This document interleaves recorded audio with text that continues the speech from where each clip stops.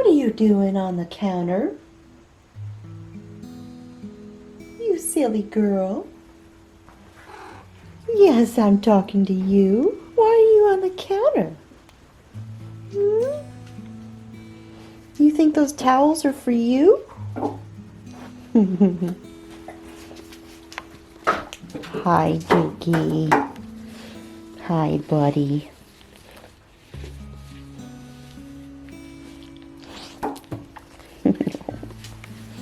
You sweetheart.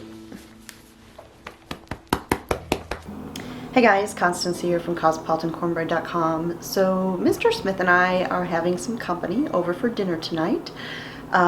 We are going to grill up some steaks. I'm going to make some smashed potatoes and a veggie. And Mr. Smith has requested that I make a pie. And specifically, he's asked for a pumpkin pie. So I said, sure, I'll make you a pie. So of course, if you make a pie, you need a pie crust. And pie crusts seem to be something that is really challenging for a lot of people, whether it is the recipe or how to roll the pie crust out. And so I'm just going to kind of share my recipe as well as some tips on how I do it, and it makes the process a lot easier. So let me grab an apron and we'll get started.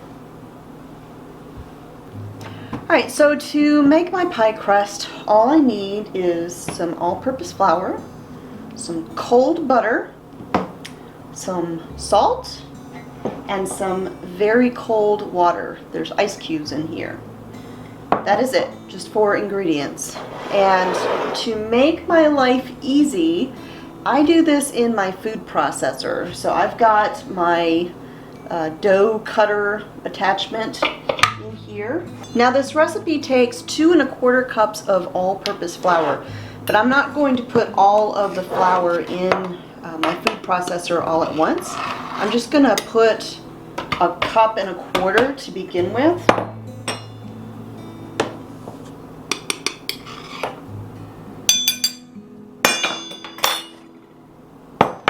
Then I'll go ahead and add my salt. I am adding in a teaspoon of salt.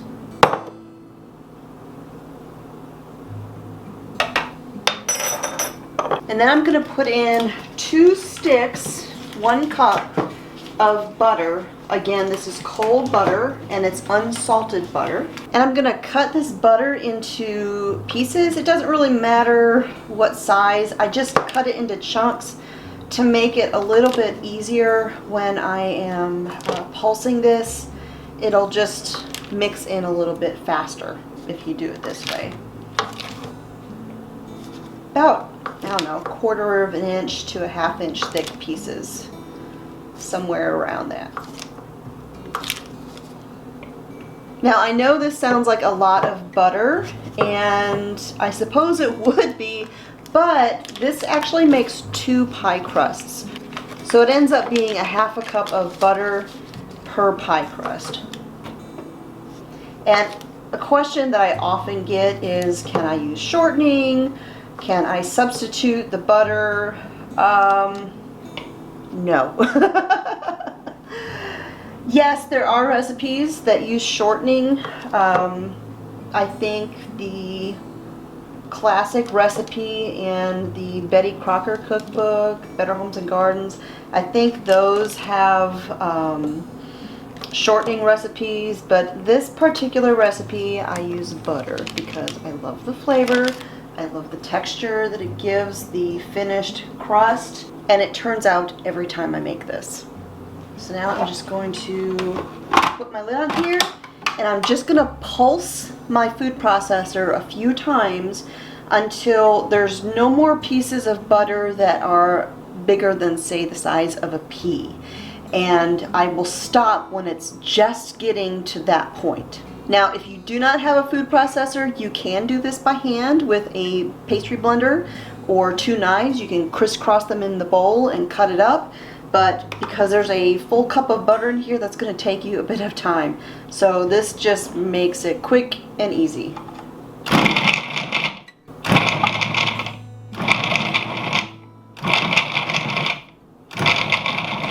Alright, so I've got my mixture crumbled up, the butter crumbled up, and so now I'm going to go ahead and I'm going to add that remaining cup of flour.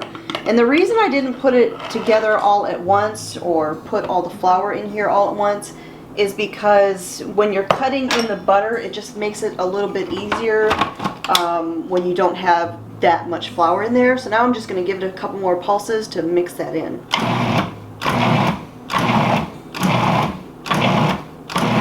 Alright, so now for the cold water. Here's where you add in your liquids. And the key to having a nice, flaky, wonderful crust is cold ingredients. Cold butter, cold water. And then only adding just enough water to do the job. And I'm going to turn this on and I'm going to just drizzle in the water.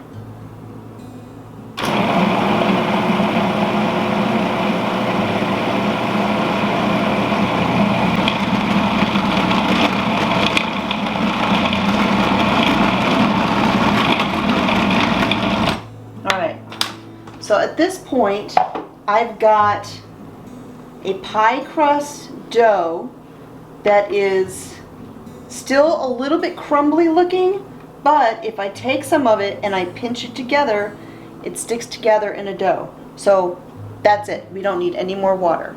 Now if you take a pinch of the dough and you squeeze it together and it doesn't stay together, then it's going to need a little bit more liquid. And you don't want to add too much at a time, because if you do, that's how you end up with tough, hard pie crust. And you want that lovely, delicate, flaky crust, and so just enough water. So now this dough needs to refrigerate, and that'll help it form together and kind of become cohesive when you roll it out. And so I'm going to take some plastic wrap here. I need 2 pieces because I'm going to go ahead and I'm going to divide this pie crust into 2 halves so that I can use one half and I can freeze the other because I'm only making 1 pie today.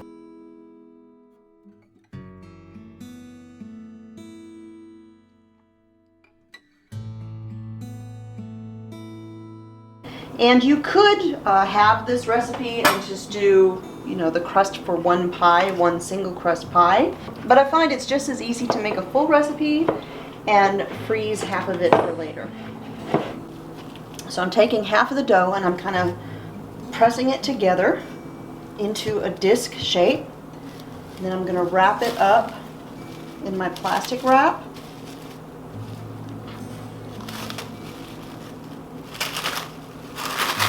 I've got 2 sheets here. Wrap it up nice and tight. So I'm going to stick this one in the refrigerator and then I'll wrap up the other half and freeze it.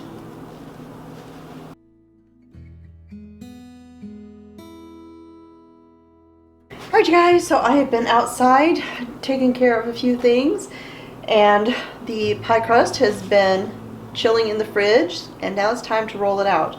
Now my #1 trick to rolling out a pie crust, my secret, is this: plastic wrap. Now I know a lot of people don't like using plastic wrap because they don't like the waste, and I totally get it. And I'm not much for using disposable things either, but I will say this is one of my very rare exceptions. And I use plastic wrap so rarely, making pie crusts is about the only time I use it. And I only do it a couple times a year, so 1 roll of this stuff literally lasts me for years. So there's not a lot to worry about, at least not from this kitchen. But this is my trick for getting pie crust rolled out very, very easily. So first thing I'm going to do is I'm going to need 4 sheets of plastic wrap all together. So I'm going to lay one out about 2 feet long. And I'm going to take a second piece, overlap the other one. Now I'm going to overlap this onto the first piece by just a couple of inches. And what I'm doing is basically making a great big square of plastic wrap. Just like that. So now, a little bit of flour. I'm going to take my dough, unwrap it, and set it here in the center. Now, I can reuse this piece because this one is big enough that I can use it. I just have to unwrinkle it a little bit here.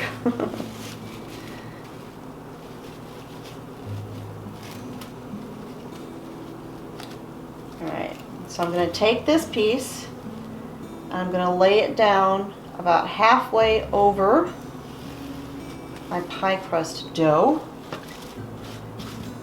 Oh, actually, hold on. Need a little bit more flour. Alright, now I'll lay the plastic down, and then I'm going to get my fourth piece of plastic wrap, and I'm going to overlap the first piece that's here on top, just like this. Alright, so I have a big square slash rectangle of plastic on the bottom, sprinkle with flour, put my pie crust, sprinkle with flour, and then a big square slash rectangle of plastic wrap over the top. And these pieces of plastic are going to make this super easy to do. So now I take my rolling pin and I just start rolling it out. And it's going to be a little bit hard to do at first because that dough is very cold. So you just have to kind of muscle it and be patient. And as you do this, pay attention to the edges of the crust, because occasionally the plastic will kind of bind up on the edges, and all you have to do is just take the plastic, lift it up, lay it back down, and keep on rolling. And you're going to do this until your pie crust is as big as you need it to be. Alright, it's a little bit bigger than my pie plate, so that should do it. So let me bring you down in here again. So now I'm going to put it into the pie plate. I'm going to show you how to do this. Once again, this plastic wrap is going to come in very handy. I'm going to gently, let me actually back you up here a little bit. I'm going to very gently pull the plastic wrap, the top layer, off of the pie crust. Okay, so now I'm done with this, but if I was doing more than one pie, I could totally use this plastic wrap for the next pie crust. Alright, so I've got my pie crust, I've got it on the bottom layer of the plastic, I got my pie plate here. So I'm going to take my hand, I'm going to slide it under the plastic into the middle of the crust. I'm going to take my pie plate, put it right over my hand, kind of lift up, and turn over.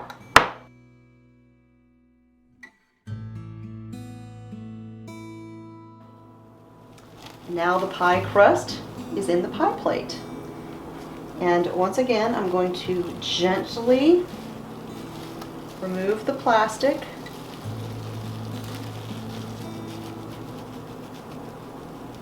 So now I'm just going to take my hands, I'm going to press the crust down into the sides of the plate.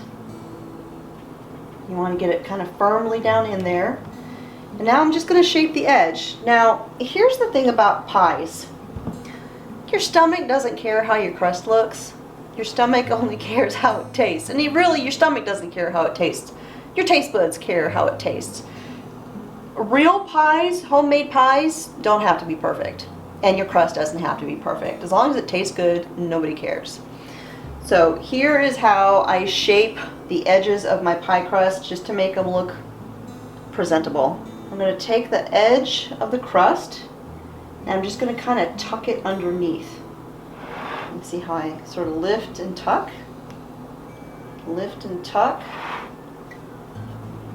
lift and tuck, and I'm going to do this all the way around.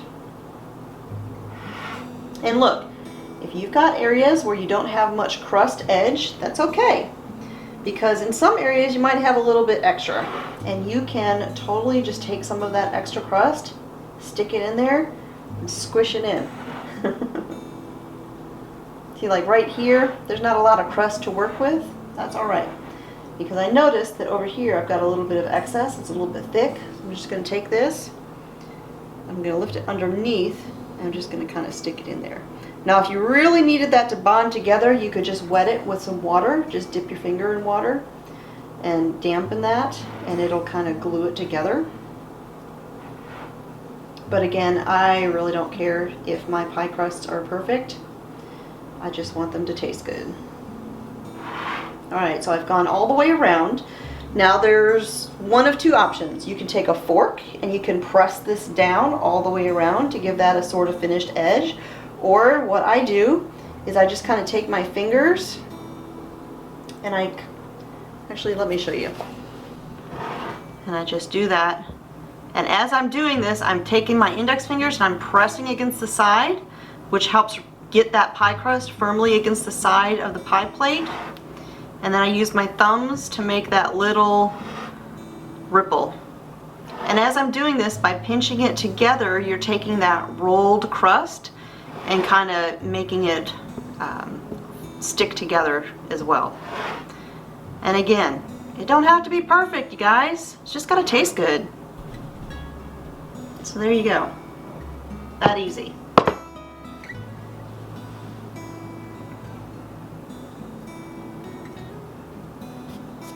I'm just going to take a fork, poke some holes in it. And the reason you do this is so that you don't get a big air pocket underneath your pie crust that messes up your crust. This is especially important if you are baking your crust empty, like for, say, chocolate pie, because it's very prone to have that happen. Not as big of a deal if you're filling this to bake it like I am. There we go. I think that'll do it. Alright, so that is how I do my pie crust. I do it the exact same way every single time.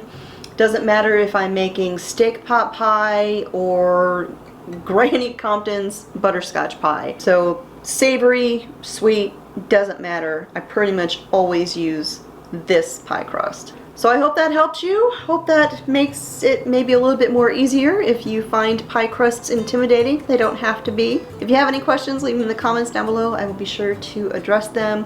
I of course have a printable version of this recipe on my website, cosmopolitancornbread.com, and I will put a link to that down below.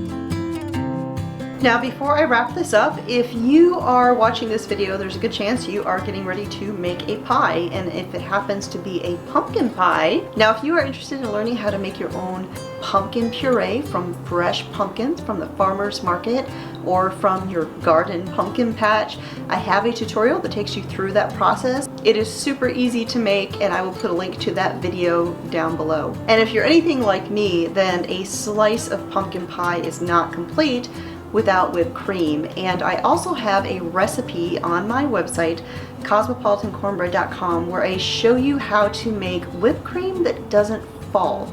If you make fresh whipped cream, you know that you whip it up and it doesn't stay whipped up for very long before it starts to fall down and get liquidy.